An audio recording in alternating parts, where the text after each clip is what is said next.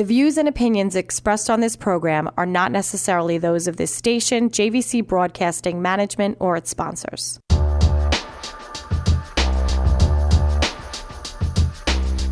Welcome to Crime and Justice Radio, where we talk all things crime, justice, mayhem, and the courts with expert insiders and legal outcasts.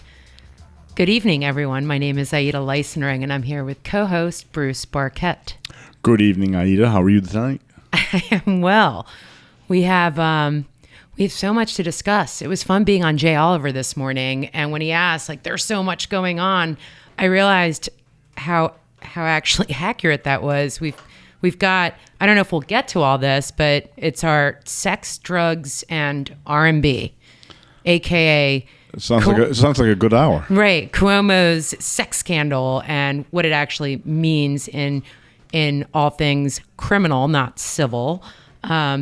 New vaccine mandates for anyone who wants to dine or be entertained or participate in cultural awareness at a museum from de Blasio. Or anyone who wants to leave their home. And R. Kelly starting a trial. And then I didn't realize this, but Avenatti, who represented Stormy Daniels during the Trump era. Think about how long ago that really was and how far he's fallen from grace. People will remember him. He was all over the news, attacking anything Trump, representing Stormy Daniels, flirting with running for president, jet setting from here to there. On CNN, on MSNBC. Every night. Famous. For a while, he was literally famous.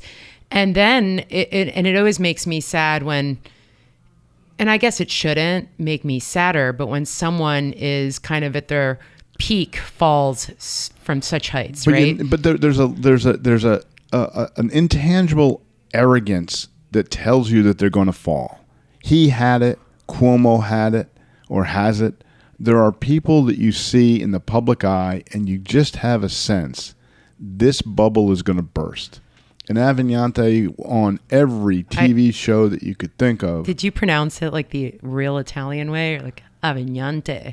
I did my best. Avenatti. It just seemed like he was everywhere and all too gleeful to be there. And it turns out he's already been convicted once in the Southern District of New York for trying to extort Nike into giving him and his client a large sum of money. And now he's on trial in Los Angeles, California. And this is what makes me sad. And you and I are criminal defense lawyers. We do other kinds of law, but we end up always rooting for the underdog in one way or another.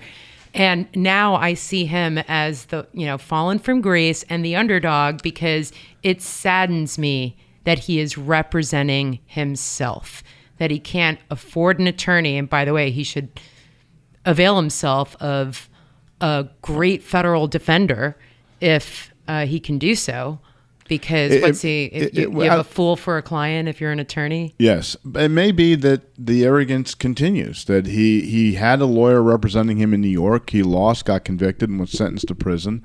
And now he thinks to himself, I can do a better job, and is all too happy to do it. And gives himself the spotlight a little bit more, gets to stand up in the stage in the courtroom. Right, he can testify without actually subjecting himself to cross-examination because he's representing himself, and he gets to ask questions of witnesses that he knows directly. You and I had this conversation, correct? Right. Look, we'll see how it turns out for him. I agree that it's sad to see someone fall from grace, but I'm not sure grace is the right word for where he fell from. There's nothing graceful about the spotlight, Bruce. Well, there never is. It's not like he was a saint giving out food to the hungry or homes to the homeless. He was fall from his pedestal. Yeah, exactly. Hey, let's give out the phone number. It's 631-451-1039.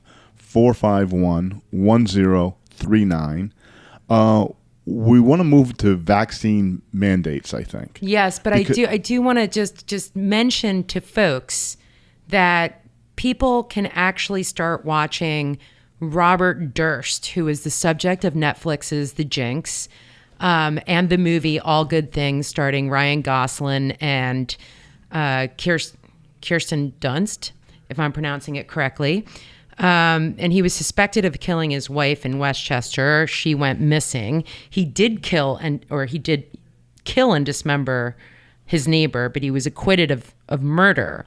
Claimed self-defense. And he's currently on trial for the murder of his best friends, whom they claim had information about the murder of his wife. And he's testifying. And is it a good move or a bad move? I don't know, because I haven't finished, he hasn't finished testifying, but he couldn't look older. And it might be a strategic move on the part of the defense, because he sounds so senile and old and sympathetic that, in a sense, the jury might be thinking to themselves, well, we don't know if this man did what he's alleged to have said, but certainly he not going to hurt anybody again. Right. Well, look. Not in his wheelchair carrying his catheter bag.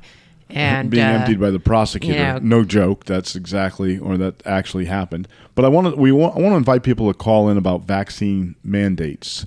We know that New York City is going to start in a week from today. You won't be allowed basically in anywhere, from a restaurant to a gym to a Broadway show to many offices. A number of law firms are mandating vaccines. If you don't have them or one, you can't get in. And I'm curious as to what people think about that as a matter of policy. And, of course, we're going to chat about it as a matter of law. And I know you have some thoughts. Oh, people have strong opinions. I'm interested in the legality of it. But, of course, call in to 631-451-1039 if you have a specific opinion about it. So de Blasio is mandating vaccines for patrons of restaurants, gyms, theaters, entertainment venues, but also recently just in, the Pentagon is doing the same of any service of the military, active members of the military.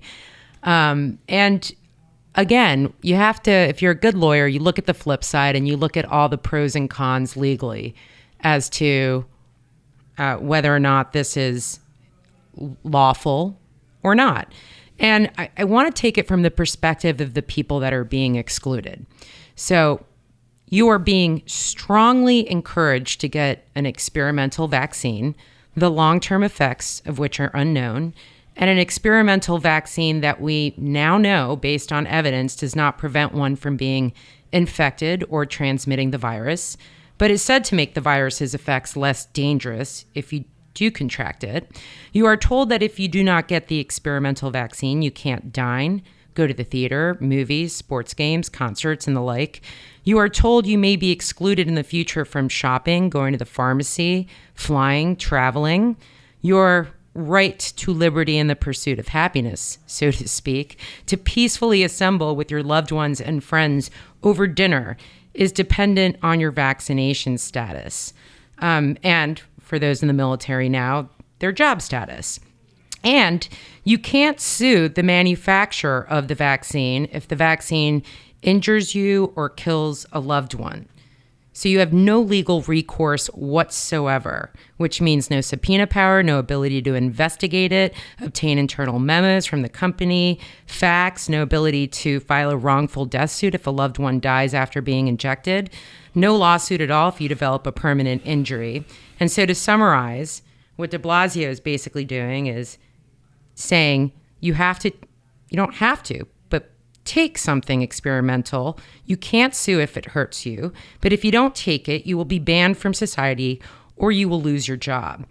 If you aren't vaccinated, you will be socially exiled from life. So at least here in New York. In New York City, right? And so I'm curious, the flip side of that, is that lawful? And these kind of challenges have actually come up. And I mentioned the Commerce Clause because... Oh, no, please don't. And you actually texted me and said, are you kidding me? Like I was crazy for mentioning it, but I've been talking about the Commerce Clause. Commerce Clause, the Dormant Commerce Clause. The Dormant Commerce Clause is where it would be important What's in a lawsuit. That? Tell us what that is. So the Dormant Commerce Clause refers to the prohibition implicit in the Commerce Clause against states passing legislation that discriminates against or excessively burdens interstate commerce, right? And New York City is the restaurant capital of the world. It's home to Broadway shows, museums, sports venues, and more. Tourists from literally all over the globe and across the country travel to New York City to experience its world-class dining, entertainment, and culture. They spend money to get here, and they spend money when they arrive. And denying these businesses the opportunity to open its doors to customers from all walks of life may be affecting interstate commerce. Now, there was... Well, I'm sure it will affect. Well, it will. But the question becomes like whether or not the public health interest overrides the need for interstate commerce. And this has actually been challenged many times in our lives. It's not just about COVID, right? These challenges have happened in the past, but they did happen recently in Oregon, and I think it was a federal court that decided this, and the Dormant Commerce Clause argument failed. And here's what I thought was interesting. It was basically restaurant owners and hotels suing the government, saying you can't restrict us from not serving food, having it indoors, outdoors, shutting down. And what the court said, and I find this a little bit alarming, at the second tier analysis, I'm quoting the quote, even assuming an incidental burden on interstate commerce, the state has a legitimate interest in guarding against imperfectly understood environmental risks, despite the possibility that they may ultimately prove to be negligible. So what they're saying is, even if we don't understand the science, even if the science ends up being wrong, it's worth it.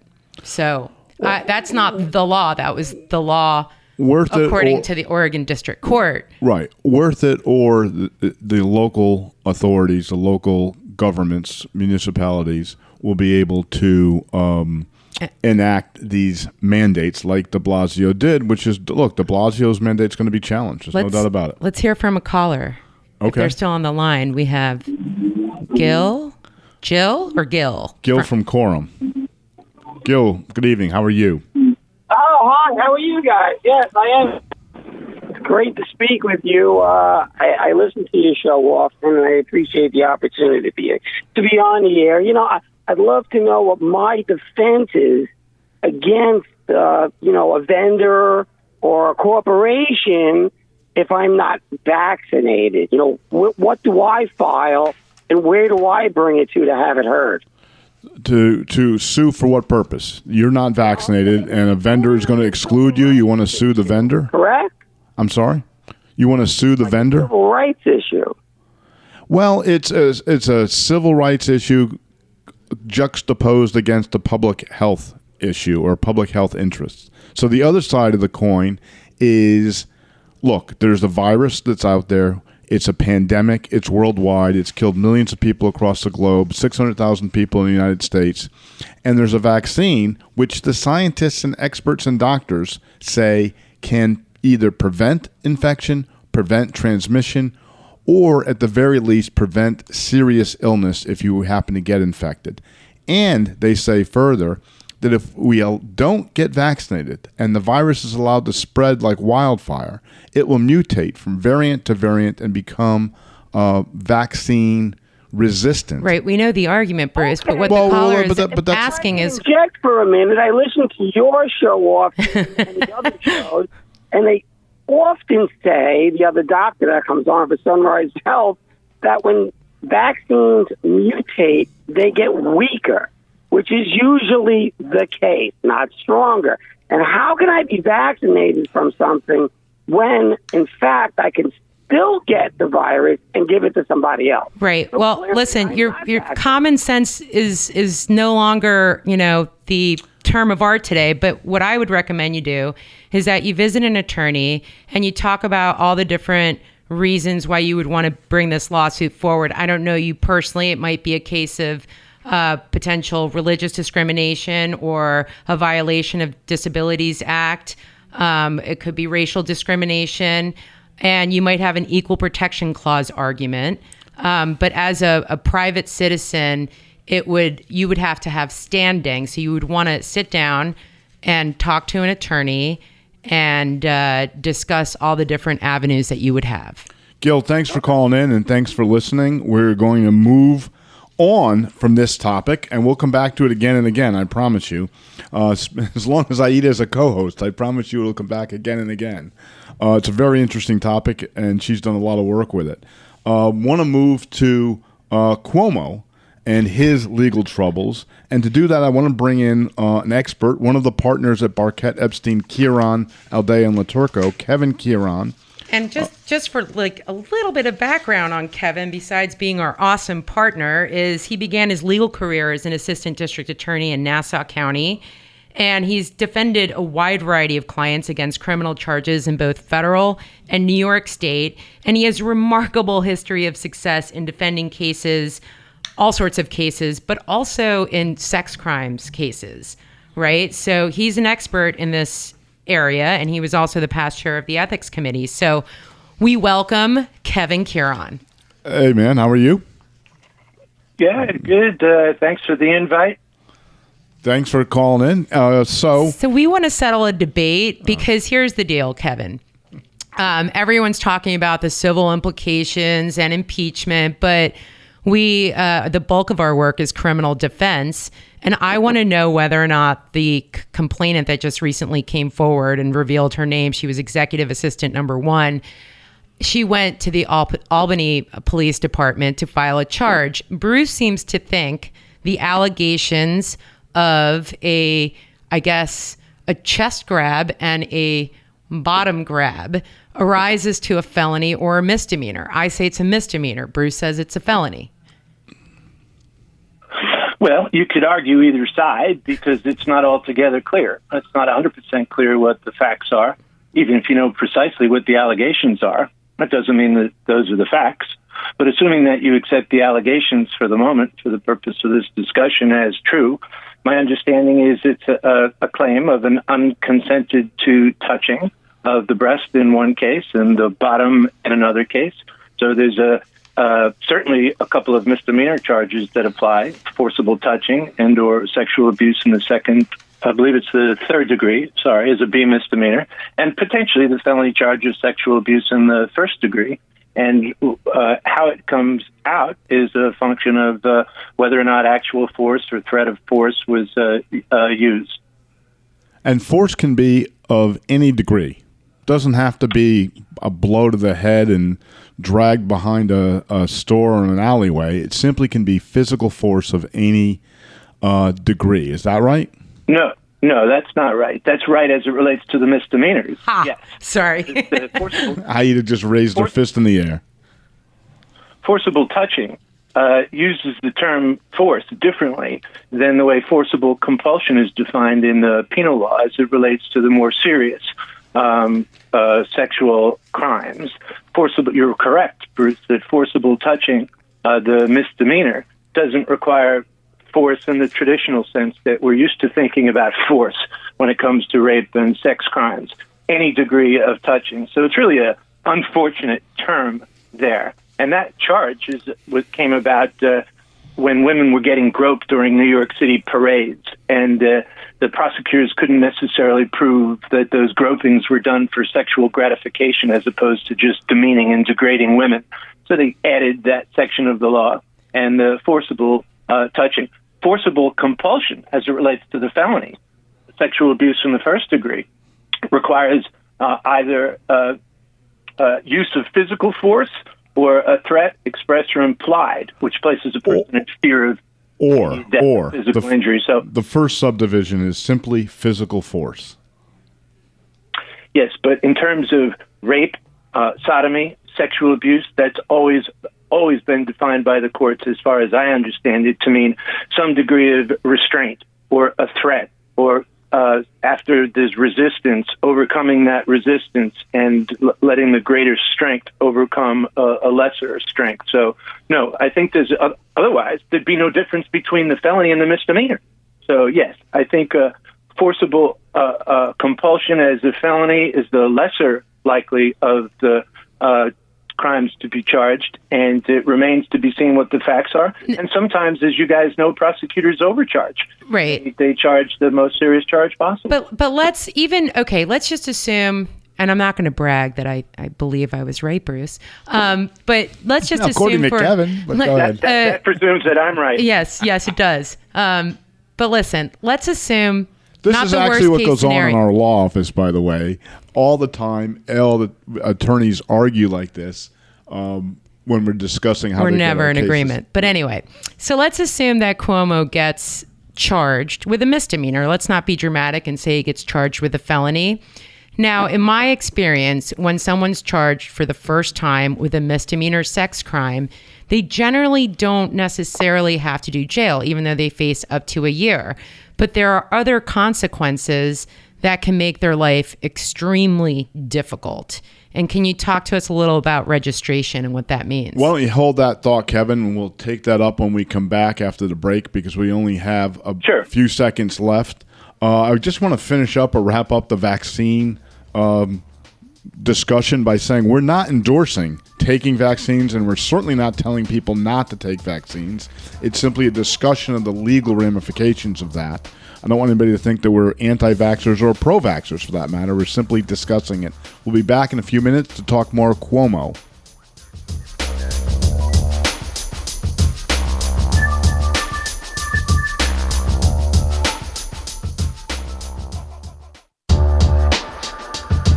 Welcome back to Crime and Justice Radio. I'm Aida Leisenring, and I'm here with Bruce Barquette. We have Kevin Kearon, criminal defense expert, former prosecutor, and partner at Barquette, Epstein, Kearon, Aldea, and Laturco, here to discuss the criminal implications of Cuomo's sex scandal. And before we broke, Kevin, I asked you if Cuomo is charged with sexual abuse as a misdemeanor and is actually convicted of it. What can he expect going forward?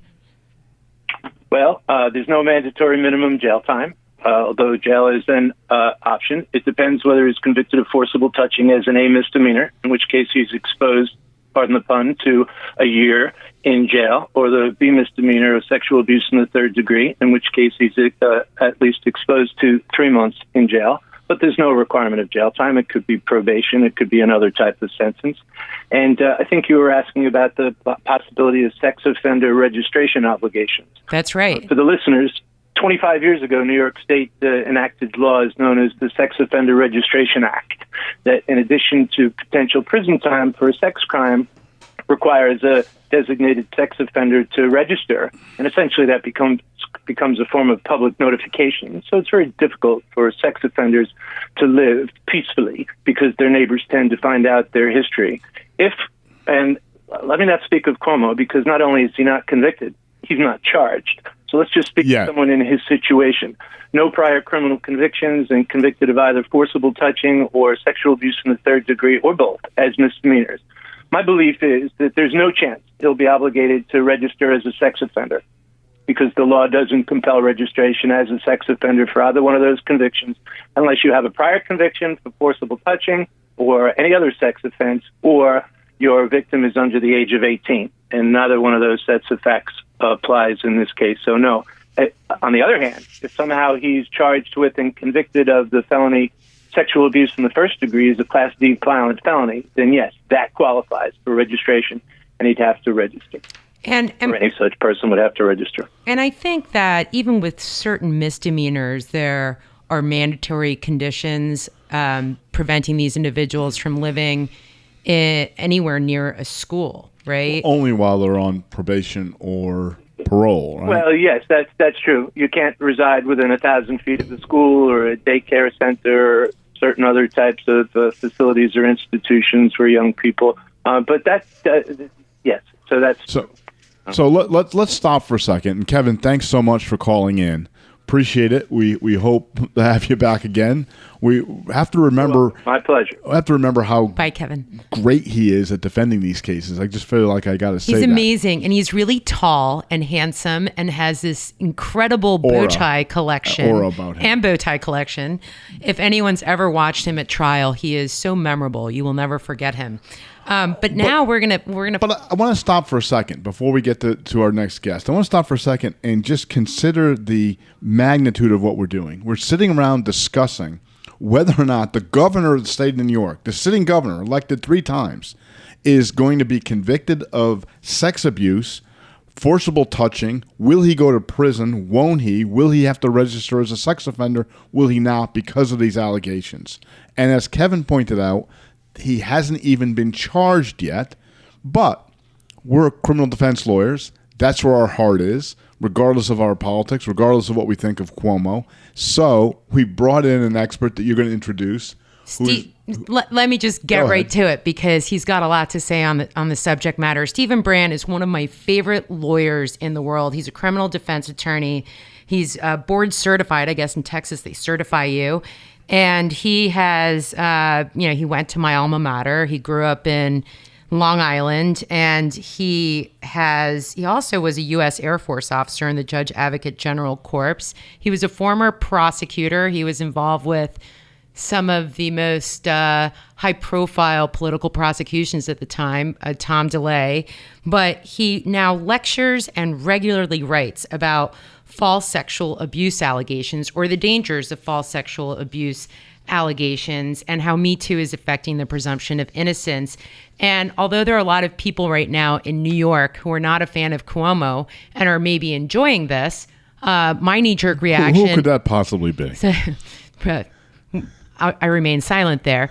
We have to look at the flip side of this. These are allegations only. He hasn't even been charged. And here, now living in Texas, so no dog in the fight, so to speak, Stephen Brandt. How are you doing? Good. How are you? I'm well. Hey, so Stephen, you read the entire investigative report. No, you didn't. Yes, he did. No, you didn't. I did. Well, no, when hey, Steve, how are you? Good. How are you, Bruce? Good. Thanks for joining us. Go ahead. Tell us you read the whole report. I did. Well, so I got to halfway through, and I'm like, okay, I gotta probably skim the second half. But I was just picking out so much that was in here. I'd say the first about 3/4 of the 168-page report are dealing with the individual complainant. And the last quarter really deals much more with, last quarter or third, the culture of the executive's office. So it doesn't really talk about it as much. But just the yelling, and it's just a culture they didn't like at the AG's office. So part of it is about a hostile work environment, but in terms of the first 3/4, these allegations of sexual harassment or sexual abuse, what are your thoughts? So, I mean, my thoughts are, if you were to present this to me in any other situation, whether it's a police offense report or a report like this is just the investigation. And there's no cross-examination involved here, which is disturbing because they put something like this out and the public takes it as gospel. How much of the public is going to read a 168-page report? Of the general public, probably 0.0001%. Of attorneys, probably 0.001%. And they put this out there for the media to see and as critics to seize upon, just saying, look at the number of women, therefore you have a busy life, busy schedule, you could conclude he's guilty of this just by the sheer numbers. But even if you dive into the report itself, like page 71 of the actual report. So, Bruce, I got that far. Okay. You're just showing off. I'll concede that I read the report in that I went through it and skimmed it and turned pages faster in some instances than other times. Right. If you get to page 71 in the report, there is one complainant who talks about that the governor is on a plane with her and a bunch of other people and says, how about we play strip poker? And this guy who's named in the report, Mr. Zemsky, who's kind of the champion of this complainant, he backs her up supposedly in these circumstances, and might have been her supervisor. I don't recall. He says, he didn't slightest inkling of that, about this talk about the strip poker, and he was right there. And multiple times he says he doesn't remember the strip poker. And then he says he received a disparaging message from Ms. Boylan that he found jarring and threatening.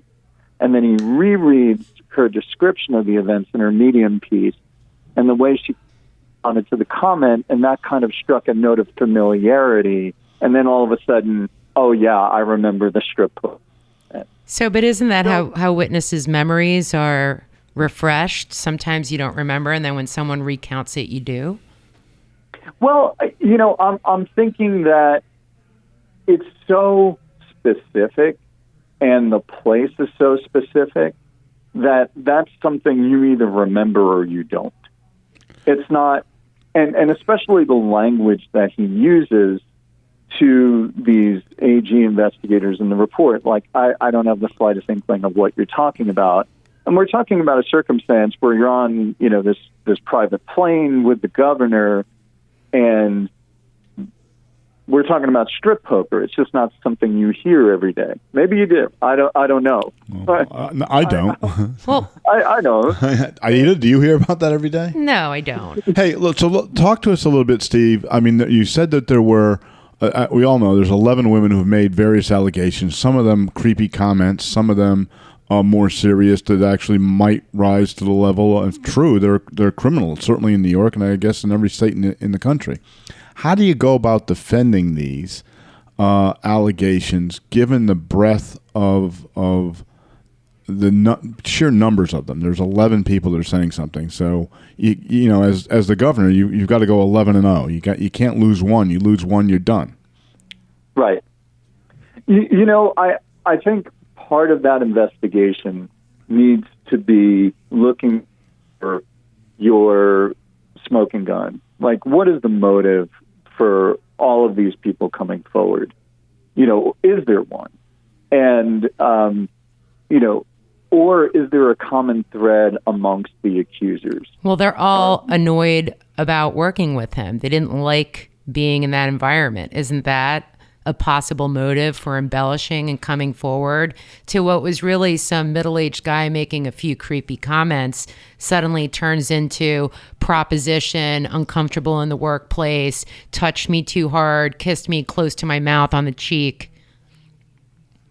Yeah, I mean, I think that's certainly another possibility. I mean, there's endless possibilities.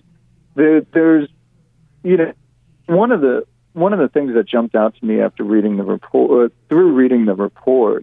was that there were one or two individuals who kind of knew about his conduct beforehand and had experiences directly with him beforehand, where all of a sudden, for no real reason, they're getting a job offer from the governor. And they're like, well, one of them said, I talked it over with some friends and colleagues, and they're like, yeah, you know what, though, why not? And it's like, you've got that buyer beware of the culture there. But isn't that a little bit of kind of blaming the victim, sort of, in a weird way? Like, I'm thinking of the state trooper who was only on the job for 2 years, and she got an offer to go in the governor's detail. It's supposed to be 3 years, and she takes it. If you're getting that kind of opportunity to go to work for the governor of the state of New York, isn't that the core of sexual harassment? That, okay, I'm going to do this, but I know I'm going to be harassed if I do it. And, you know, you're having to weigh your career and what's a good career choice against the grotesque behavior of your future boss. That's exactly what sexual harassment is, and isn't it? It is, but it's a culture. And my thing is, if you know the culture you're about to enter beforehand, and not only do you go into that culture, but you kind of play the game. And of course, the argument is you shouldn't have to play the game. But I guess there's an argument that many people shouldn't have to adapt to the particular culture of the corporate environment. You know, there may be, let's say you're a conservative and you're in a very liberal culture in that corporate environment, and you hear things on a daily basis of screw Trump, screw this guy. People don't like that if they're on the other side of it. Yet they're like, hey, look, this is a culture I'm willing to live with. Right. Well, it's like joining a law firm where the culture is you have to bill 2,500 hours a year, and too bad about your kid's birthday and, bar mitzvahs and first communions and the like. You just have to work through all of that. That's different than saying the culture is that the chief executive officer of the state of New York is going to make lewd comments to you, potentially grope you, harass you, do things to you that are patently improper and potentially illegal. I think there's a difference between those two things. Well, but sorry, go ahead, Steve. No, I think there is a difference, but yet what they don't harp on there is he denies most of those allegations. Okay. You know, I'll say this on respect to sex abuse cases. We forget about this, what happened in the 1980s. Some of us weren't lawyers then. Some of us were prosecutors then. Kelly McMichael, these schools where individuals were convicted of raping and sexually abusing children by the dozens and were sent to state prison for it, only to find out later that none of it happened. None of it at all took place. And along those lines, and I think this is where Steve comes in, is a lot of us forget, and especially now where the new mantra is not the presumption of innocence, but believe her. But according to FBI data, up to 5,100 allegations of rape every year were deemed false or baseless after investigation. And you might look at the average and go, well, that's only an average of 5.5%, but that rate is 5 times higher than for other types of crime. And other studies place the percentage of false accusations of sexual assault as high as 41%. I mean, I doubt that figure is accurate, but it seems to be, look, sexual abuse is a problem in our world, in our society. Child sexual abuse, rape, sexual harassment, of course, but so are false allegations of sexual abuse. And it's such a hot topic that people are afraid to take a position, and we really should explore the red flags of false allegations. Well, and what happens is when you have a public figure like a Cuomo, like a Bill Cosby, like a Weinstein, you know, what was mentioned earlier where you were talking about the legality of it. Jail time is he facing, and can he be forced to register as a sex offender? And I think the law says with what he would be charged with, no. But when you're a public figure, in essence, right now, he's being forced to register as a sex offender. I mean, this is not coming off Google. This will forever stay with him. Right. So, you know, we're not talking about the private figure where everybody in the neighborhood is going to be notified that you're now a sex offender. We're talking about one of the most public things that's happening right now. That's an excellent point. He is forever stained by this, regardless of whether or not he gets charged with a crime or not. And back to the culture argument that we were discussing, I didn't know the details of the executive assistant whose name escapes me, but she actually went and pressed charges in the Albany PD. And when she broke down the facts of what happened to her, I thought it was interesting that rather than saying no thank you or no thanks or moving away, and I'm not blaming the victim, Bruce, but what was interesting, it was something that we would certainly bring out on defense, is that she posed with him doing a selfie that she personally took seconds thereafter, and that she said something like, oh, you're going to get us in trouble, which might be perceived by an egotistical, well, we're going to do this someplace else. Governor, exactly, that it's an invitation, like, stop, you're making me blush, but I like it, right?